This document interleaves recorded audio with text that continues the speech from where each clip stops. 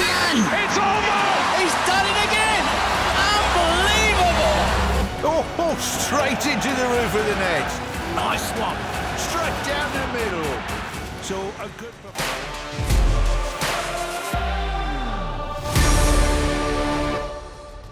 Welcome to Sports This Week, a roundup of all the top sports stories of the week that was. Undoubtedly, the tensions between India and Pakistan dominated sporting stories as well for the week. There is a strong clamour from the biggest of voices in the cricket fraternity, ranging from Sunil Gavaskar to India's men's team head coach Gautam Gambhir, of wanting all cricketing ties between the two countries to come to an end.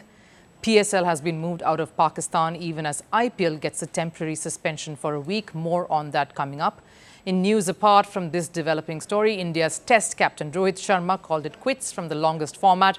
Why now and who will take over? And in Formula One, Ferrari up in smoke as another race goes with no podium finishes for a miffed Lewis Hamilton. All of that coming your way.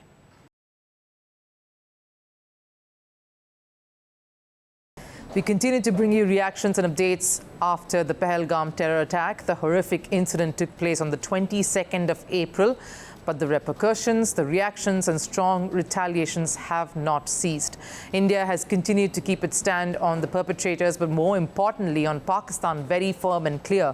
The one tie that had kept India and Pakistan together on one page has been sports, and voices against India maintaining sporting ties with Pakistan are only growing louder. The latest is former India captain and commentator Sunil Gavaskar demanding Pakistan be given a strong response via cricket. He's joined many senior and respected voices in the cricket fraternity like Sourav Ganguly to express their desire to put Pakistan on the back foot by cutting off cricketing ties completely. Cricket is the only area Pakistan still has a decent hold on, despite having struggled to produce quality results over the last few years. The country, its ecosystem, the players and the board themselves, the Pakistan Cricket Board, they all benefit when India plays Pakistan in any tournament. India's cricketing superstars clashing with their biggest foes across the border still gets in all the eyeballs and the revenue. So Sunil Gavaskar's proposal is very simple, hard-hitting and cutthroat. BCCI's stance has always been what the government of India tells them to do. So I don't think it would be any different when it comes to the Asia Cup. India and Sri Lanka are the host for this particular edition of the Asia Cup. I can't see Pakistan now being part of the Asia Cup. He wants Pakistan's participation to be forced out of the Asia Cup that is coming up in a few months from now. It's towards the second half of the year. Sunil Gavaskar has been a straight shooter all his life. You can just go back to his cricketing days and you'll find enough proof of that. Long ago, a young 31-year-old Indian staged a dramatic, never-heard-of walkout against Australia in Melbourne in the year 1981, revolting his dismissal and what he perceived to be biased and unjust ruling. The 75-year-old Sunil Gavaskar today is no different. He still wears his heart on his sleeve. He heaps praise when it's due, dances and jumps like a child seeing India win, and scolds and schools anyone who has messed up. And for him, Pakistan has messed up big time. In his view, just a commentary of calling them stupid or telling them to go back to square one and unlearn, relearn and get back to level terms just won't do. They need to be punished and the judgment needs to be brutal. I mean, if you've got two countries, fighting against each other, then it's a little bit difficult to play sports with each other. I won't be surprised at all if the Asian Cricket Council gets disbanded with what's been happening. Pakistan, of course, has reacted to Sunil Gavaskar's demands. Varied reactions have poured in. The most harsh has been that of Basit Ali, who clearly doesn't seem to be affected by the ban India has imposed on his social media account. It's absolutely stupid. Let the investigation conclude. Cricket should remain above political hostilities. It's hard to believe Sunny Bhai would say something like this. He's always been a humble and respectable person who stayed away from political commentary. Mushraq Ahmed was more circumspect in his reaction, calling for calm consideration in these trying, troubled times.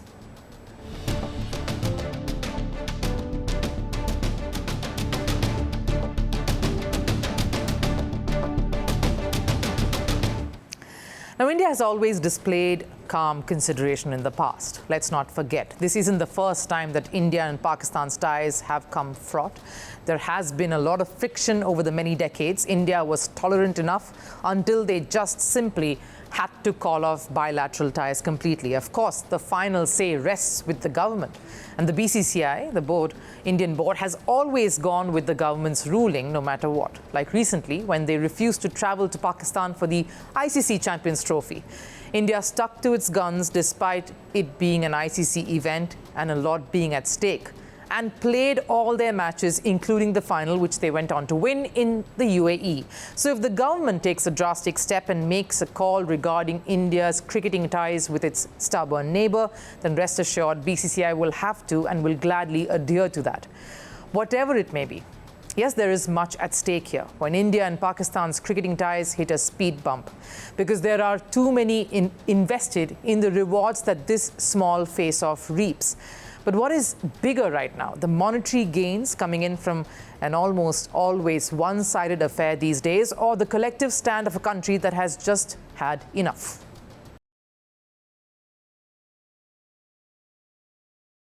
The situation between India and Pakistan is tense, and the strife is only bound to intensify. It was a busy night with lots of activity witnessed around the western border of the country, and much of that tension, coupled with Pakistan's stubborn resolve not to de-escalate matters, has resulted in the PCB, the Pakistan Cricket Board, taking a strong step they never wanted to. They've decided to shift the PSL, the Pakistan Super League, out of Pakistan. We brought you the story last evening just to jog your memory. A drone crashed right outside the Rawalpindi Stadium, damaging property around the cricket ground just hours before a PSL match was scheduled to take place, creating panic and causing mayhem around the venue.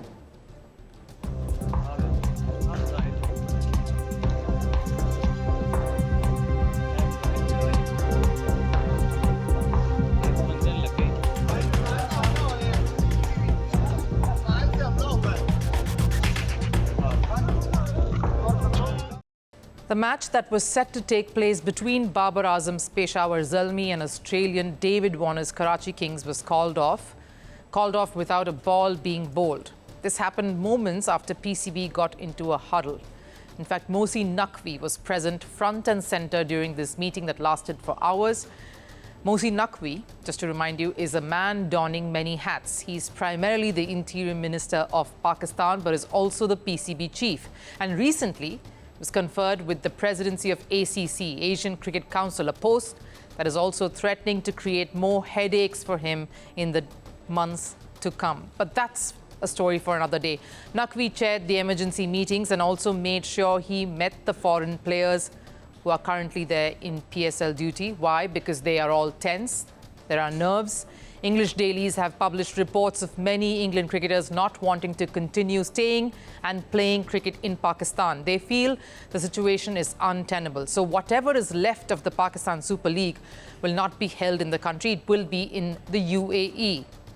The biggest irony of the situation.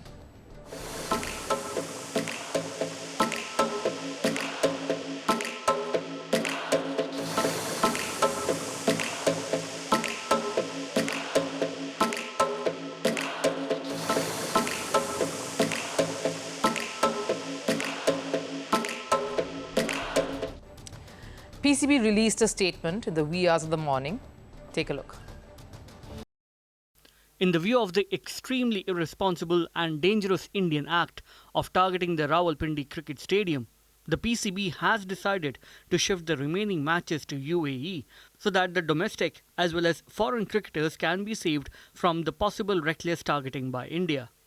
There was a bigger press statement, but I have broken it down to respond here to what PCB is saying. That it was a deliberate attempt by India to thwart the PSL. A drone crashed outside Rawalpindi. It was brought down, and that was in response to what Pakistan had done the previous night, raining terror through their drone munitions, which they continued to do with no intention to retract. So there is no sense in placing the blame on India when the aggressors have been Pakistan. They call the foreign cricketers their precious guests. Well, Sri Lankan cricketers were precious guests too, the same cricket squad that was brutally attacked in Pakistan years ago. the reason why cricket came to a standstill in the country, the reason why India refuses to travel to Pakistan and did so just a while back when ICC Champions Trophy hosting rights was awarded to them. And even during the tournament, there were terror threats looming large, targeting foreign nationals, the foreign cricketers, casting a cloud of gloom over a tournament that should be far away from all of this. The statement says politics and sports needs to be kept apart, and I agree. I just need to put up a mirror as the man running PCB is also a key member of Pakistan's government. Politics and sport are bedfellows in Pakistan, but there is more. As a responsible organization that has overcome adversities repeatedly and ensured that the game of cricket flourishes, it was important for us to ensure the mental well-being of all players participating.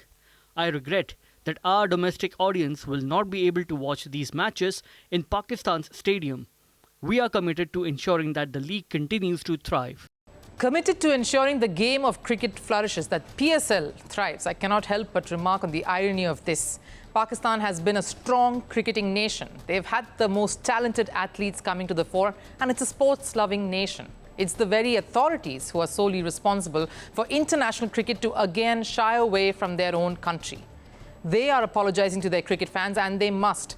The fans do not have faith in the system anymore. No wonder the stadiums during PSL as well as the Champions Trophy was near empty. The authorities and the system collectively ensured that the sport was stifled. This move of taking PSL away from Pakistan because of Pakistan's own doing has again raised concerns of the credibility of the country as a cricket host.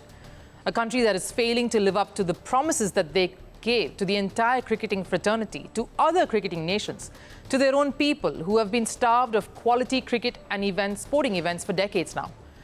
Only one entity is to be blamed for a tournament, their own tournament, to be moved out of the country, and that's Pakistan.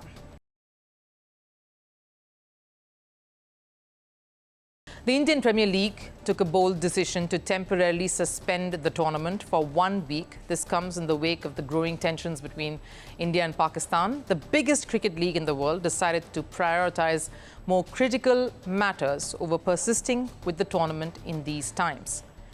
Quite a different approach compared to our neighbor Pakistan, who decided not to give up on the tournament no matter the heightened security concerns, especially after a drone crashed outside the Rawalpindi Stadium right before a PSL game. They made an announcement earlier this morning of moving the Pakistan Super League out and to UAE. Pakistan's decision only reflects that where their priorities lie, but shifting our focus back to the IPL being halted. The call didn't happen right after India struck terror bases in Pakistan and Pakistan-occupied Kashmir, not even after Pakistan's military actions across the line of control. It has come with Pakistan's continual refusal to change their stance. The Board of Cricket decided that what was more important at this time was the larger concern that surrounds India's ties to Pakistan and the tense situation along the border, not the IPL and the conduct of a cricket league. That standing with the government was more important and essential now than continuing with the league, at least for now. And BCCI has been smart about it too. They took precautionary steps at the right time. Initially, airport operations were shut down in northern parts of the country, affecting 2 matches in Himachal Pradesh's Dharamshala. Now, while they moved the Mumbai-Punjab clash, which was scheduled to take place on May 11th, over to Ahmedabad, they went ahead with the Punjab versus Delhi game last night. But as soon as security concerns were felt, the match was called off, and without causing any panic among spectators gathered there. Informing the crowd that there was floodlight failures in the ground, they decided to herd all of them out.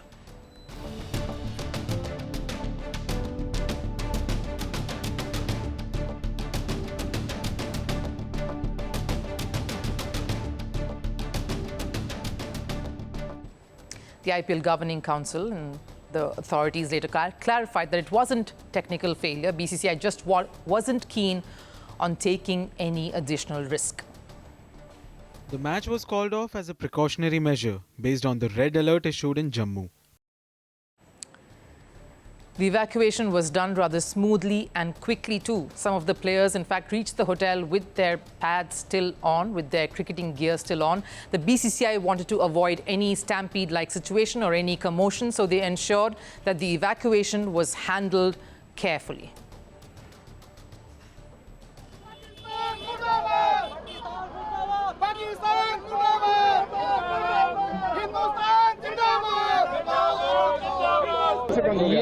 Security reason की वजह से बंद कर दिया match. लोगों में कोई डर का माहौल है? ना कैसे माहौल अपने देश में है, डरे पाकिस्तान वाले डरे, हमें किसी बात का डर है भाई। बात की पाकिस्तान मुर्दाबाद, मुर्दाबाद, मुर्दाबाद, पाकिस्तान मुर्दाबाद, मुर्दाबाद Pakistan. According to the official statement they released just a while back, IPL will be halted by a week. Before this, some sources were saying that it might take place in August. The remainder of the IPL might take place in August. In fact, the broadcast, the crew had tickets all booked to get back to their home cities and countries tomorrow from whichever part of the country that they were broadcasting and working on the games from. But the BCCI's official statement of a temporary suspension does leave some questions unanswered. Because let's face it, any hindrance to IPL and its schedule means huge monetary loss, especially when we are heading towards the business end of the tournament. In 2024, IPL's brand value reached a staggering $12 billion. The league earned $1.4 billion in revenue alone. This included, of course, the sponsorship and the ticketing. The average income of franchises was $35 million. Now, the major chunk of IPL's revenue, of course, comes from broadcasting rights. The broadcast rights for the 2023-2027 cycle was sold for a staggering $6 billion, which accounts for $1.2 billion every season. This is the money at stake when IPL suspends one season. And we're not even talking about the minor monetary setbacks in this. When a tournament as massive as IPL is underway, the flight bookings, hotel bookings, all of that are done prior to the tournament. And it isn't only about the teams and the franchises who are shelling and spending all of that money. The IPL is the bread and butter for so many people who are busiest during this time of the year, from the groundsmen and stadium support staff across the country and various cities and venues. This will all have come to a halt, a standstill, which would have been highly disruptive, which tells you India's calculated approach. They want to prioritize the sensitive situation at hand, which is why there's a pause, a one-week hiatus, to focus on the larger issue, not to take attention away from that. And which is why they have not entirely called off the tournament either, because that would mean a massive hit and the livelihoods of many impacted adversely. Reason why IPL has been one of the biggest sporting leagues in the world. They put the seamless organization over chaos, planned execution over rushed mayhem. Something Pakistan needs to learn, that if you really want cricket to flourish, you want the players and the system to get better, as PCB chief Mohsin Naqvi said earlier today, maybe they need to put cricket, the sport and the ecosystem first.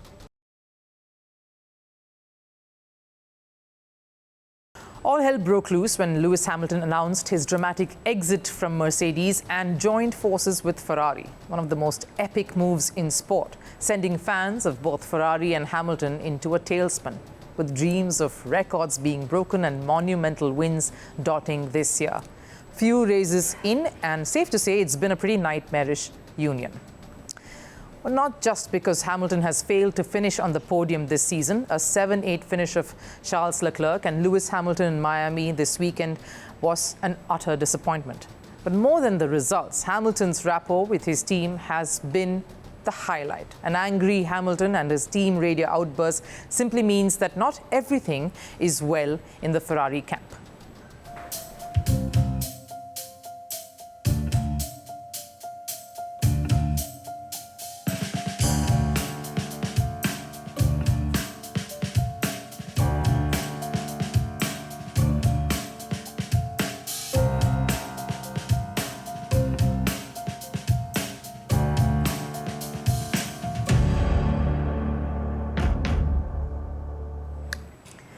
And if you think Hamilton is angry because he did not win, then you'd be wrong. When he joined Ferrari, he wasn't looking just for titles, but a system that understands his driving style and works together for silverwares.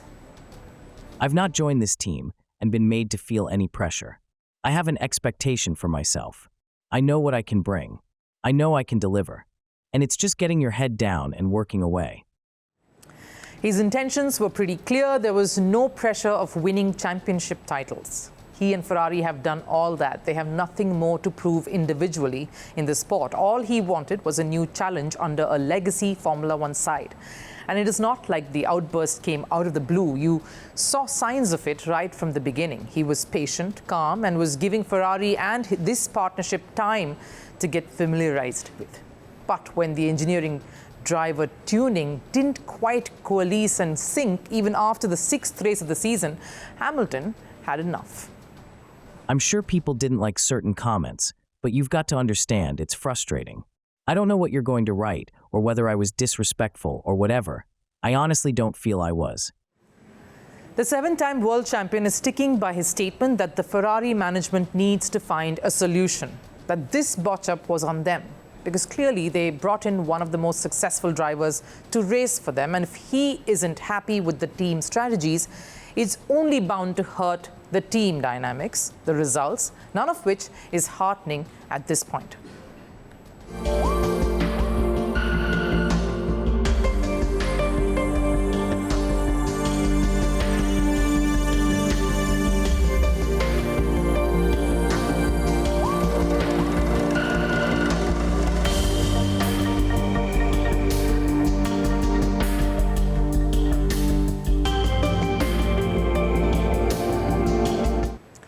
Despite the Miami Grand Prix blow-up, the Formula One star had commitments to keep of another kind on a red carpet. The British driver had to keep his sporty attire to the side to don his fashion game at the Met Gala affair, and true to Hamilton's style and trait, he did not disappoint. Sporting an attire that didn't just reflect his British culture, but was also an ode to his African heritage, his roots.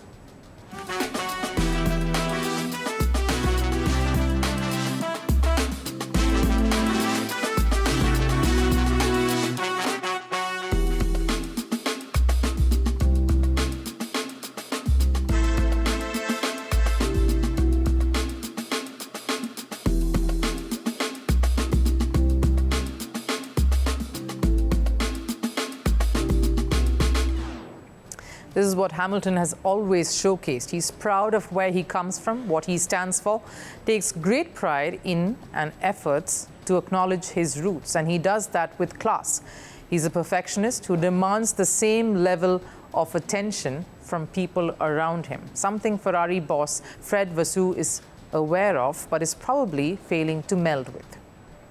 I had a discussion with Lewis, and I can perfectly understand the frustration. They are champions. They want to win races. We are asking them to let their teammate go. It's not easy. What's concerning is that despite Hamilton questioning Ferrari's strategies, despite him demanding changes, the Ferrari bosses truly believe all is still all right. Sure, the season is far from over. The fact, though, remains that the two key parts and aspects of any Formula One team is the drivers and the management. They are not really working in tandem here. Hamilton is demanding. That's his style. Ferrari is sticking to what they feel works best for them as a team on the grid. That just means two key components pulling in opposite directions. We're racing for Ferrari first. And honestly, I think as a team, we did a good job. Again, we can argue that it would have been better to do it the lap before. But when you are in control, it's not an easy call. Clearly, Hamilton and Ferrari are in for a long battle through the season. Maybe the only way Hamilton can get his way is if he switches to a different car. Sure, a Ferrari, but something that the engineers don't control, like this one.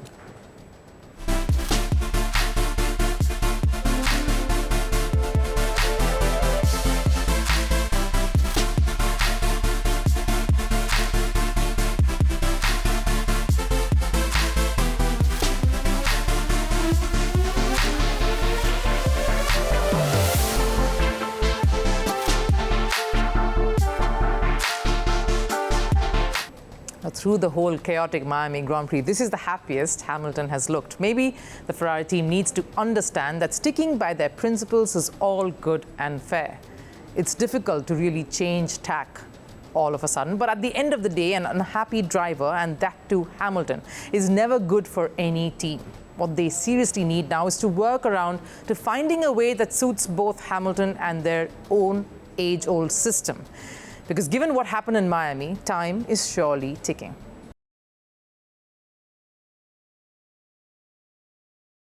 India is without a captain for the upcoming England Test series because while India was busy engaging in their retaliation and all attention was diverted to the crossfires, Rohit Sharma quietly announced his retirement from Test cricket last evening. And while it is a massive decision, it comes as no surprise. So even though the announcement itself flew under the radar with all the media attention on India-Pakistan tension, the decision was there for everyone to see.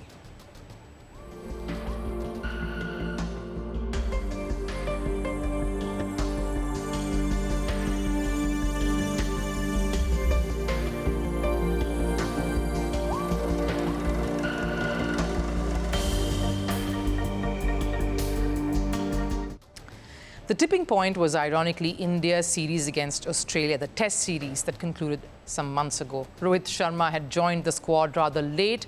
He had stayed back in India for the birth of his second child, and normally that accompanies a renewed sense of purpose, vigor, and excitement. And he joined an Indian contingent that was riding high with a triumph in that first Test, but it went all downhill from there. India went on to lose the series 1-3, and there were far too many reasons accounting for what added up being a dismal Border Gavaskar series against Australia.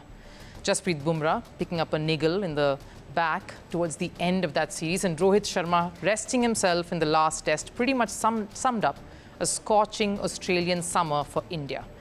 And I'm not even going into more details here. Rohit Sharma realized his time as a captain and batter in the longest format was near.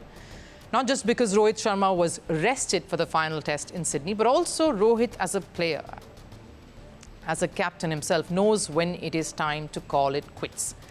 You have very little choice when you're traversing the last phase. You either quit when you are riding high or leave before being pushed out, and Rohit Sharma knew. Like in the Indian Premier League in 2024, when the franchise that he had helmed affairs for years looked to a younger captain to take charge, Rohit Sharma accepted the new role, but determinedly held on to the India T20 captaincy tag, took his side to a historic World Cup win, and with folded hands announced his retirement right after the final, thanking all his supporters to be by his side all this while till now and bidding farewell to the shortest format that he had ruled. He so desperately wanted it to happen that way in Tests as well.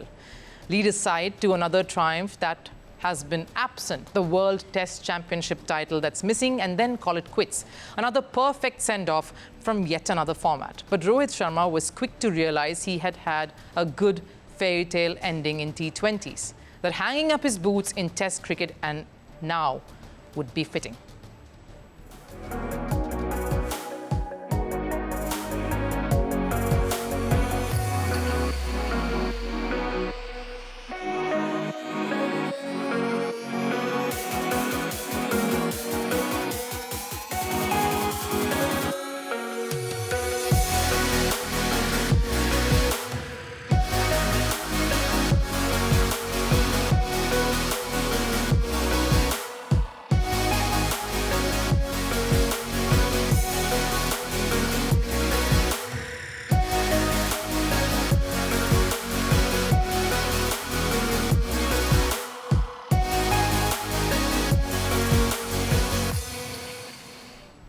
He has been an endearing figure in any dressing room that he has occupied and, of course, led as well. But that really couldn't brush aside the form that was coming under question, and rightly so. Rohit's form in Tests had come under the scanner even much before the Border Gavaskar Trophy began. The Indian captain had scored 619 runs in 14 matches last year with an average of just 25. What's worse, he had only managed to surpass the 100-run mark twice. An anomaly, really, for a batter of his stature across formats. And following the Border Gavaskar Trophy disappointment, the criticism only intensified.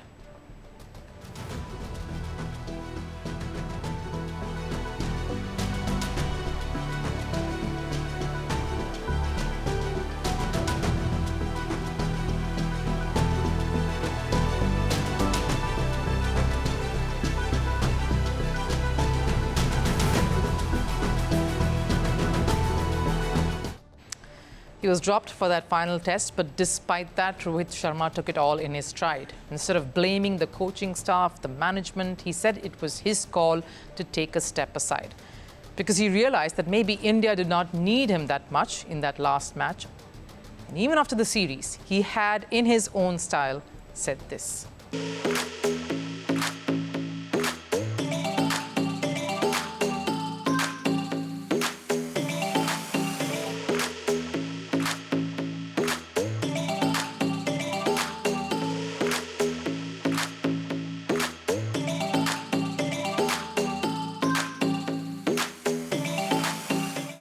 But with the England Test series approaching in just over a month, that's right after the IPL, the murmurs of India looking for a new captain, a younger captain, really started escalating. And with the BCCI hoping to start a new era, a fresh chapter in the new World Test Championship cycle, Rohit Sharma might have felt that it was time to move on from this format at this point. But the larger question, of course, is India ready to move on from Rohit? Sure, he hasn't had the best career as Test captain. For a team like India, a win percentage of 50 isn't as gratifying. It doesn't justify the tag that India carries with the heavyweights they have. But what Rohit did was take India to their consecutive World Test Championship final in 2023, a huge achievement. Who is that able deputy now who can take over that particular role of a leader, of a man manager in a very complex and a dressing room that has superstars? In Indian cricket, whenever there is a transition, India have had strong deputies. Saurav Ganguly made way to MS Dhoni. Dhoni, of course, had Virat Kohli. The player touted to replace Rohit Sharma in Tests was Jasprit Bumrah. But the need to safeguard his skills, his ability, and push for longevity clearly means the stress on Bumrah's workload management is a bigger necessity right now than his presence as a captain in the ranks.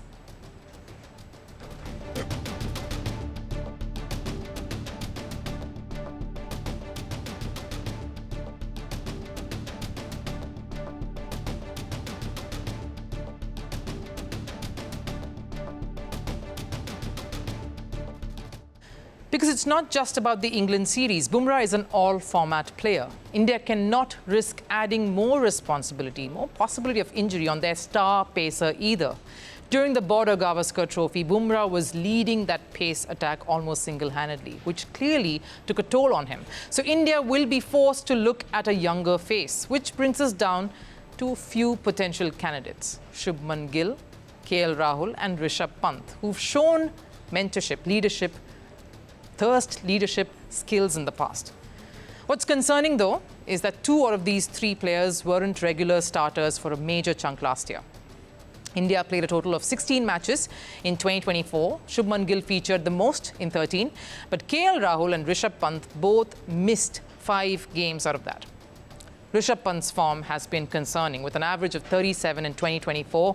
But more than that, he does seem to be on shaky footing currently as captain of the Lucknow franchise. KL Rahul has seen a revival, yes, but in limited overs. And maybe captaincy isn't something that he really hankers for. He doesn't want to take it on at this point. Like we witnessed in the IPL with the Delhi franchise, the Lucknow experience probably scarring him, which makes Shubman Gill the most likely to don the captain's hat in Tests, a young player who's finding his rhythm once again, leading Gujarat brilliantly in the Indian Premier League. But this is where the true and the real challenge comes in. Leading an IPL franchise is a little different from carrying the hopes, the dreams, and the burden of an entire nation. Sure, Gill has shown potential in league cricket, has shown potential as a leader, with bat and as a captain, as a strategist. But will he be able to carry the expectations of 1.4 billion people that comes with its praise and criticism, stay consistent with the bat, and handle the pressures of captaining the national side? Exciting times lie ahead for Indian men's cricket.